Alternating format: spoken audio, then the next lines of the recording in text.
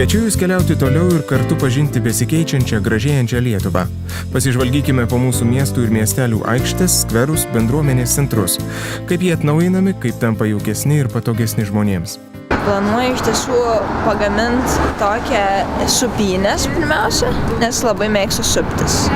Tai va ir planuoju prie savo mokyklos pagaminti supynės.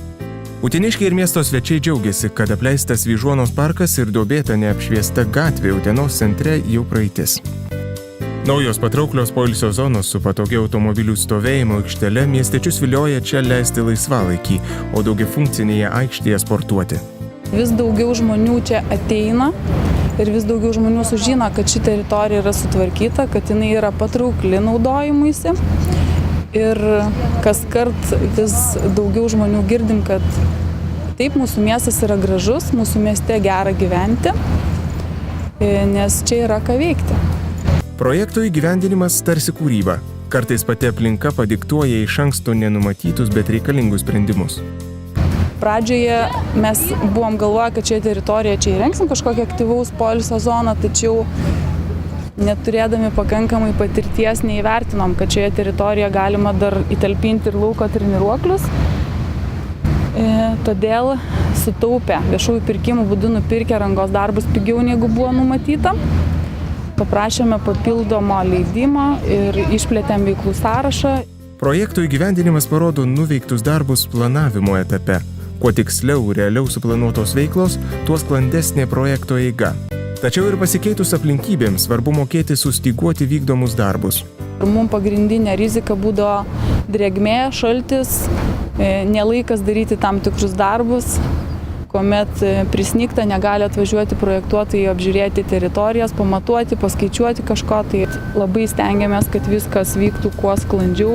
Keičiant pastatų vidų, pokyčius patiria tik jo lankytojai.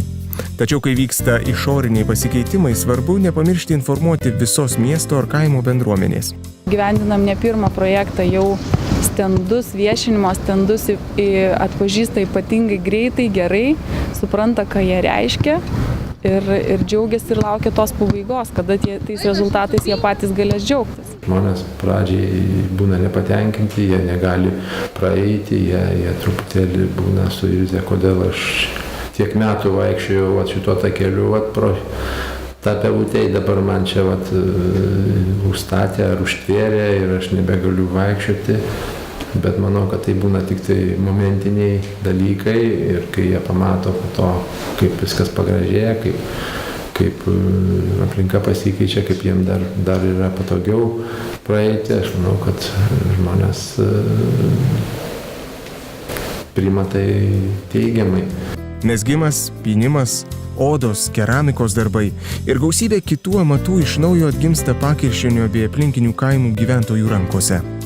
Buvusiame dvare atnaujinti kultūros namai su amatų centru Radviliškio rajono bendruomeniai ne tik galimybė įdomiai praleisti laisvalaikį, bet ir išmokti naujo amato bei imtis verslo. Mūsų pagrindinis tikslas yra įjungti iš kaimelių ir aplinkinių seniūnijų neįgalius žmonės ir to pačiu jaunas, vienišas ar be darbo likusias mamas, jaunas moteris.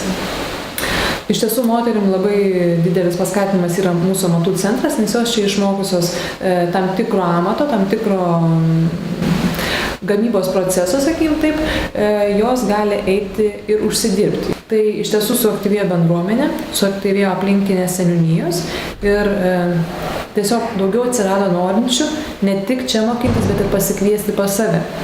Taip pat suaktyvėjo kitos savivaldybės, kurios nori tokius pačius amatų centrus įsikurti.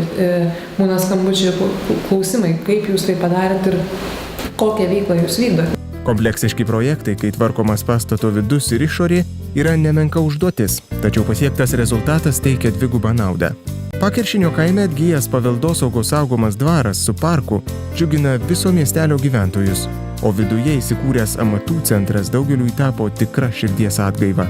Naujas buvo toks dalykas, reikalavimas apraše, kad išlaikyti tokį kompleksiškumą, kaip sakoma, negalima būtų paimti tik tai pastatą sutvarkyti, nesutvarkant jo viešųjų erdvių, privažiavimo kelių ir taip toliau. Tai kaip tik gal išplečia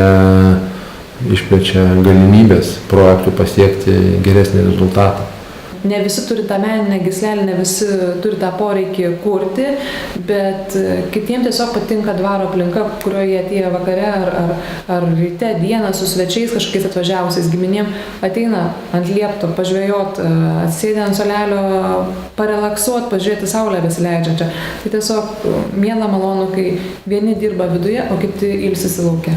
Norai ir sugebėjimas sėkmingai vienu metu vykdyti keletą veiklų sukuria nuostabius dalykus. Taip, tiek iš vidaus, tiek iš išorės keičiasi mūsų aplinka ir praturtina mus atsinaujinimo džiaugsmu. Kitoje mūsų kelionės stotelėje aplankysime žmonės, kuriems būtinai reikia mūsų pagalbos. Kaipgi jiems galime padėti pajausti gyvenimą ir jo džiaugsmą. Jūsų bendrakeleivis.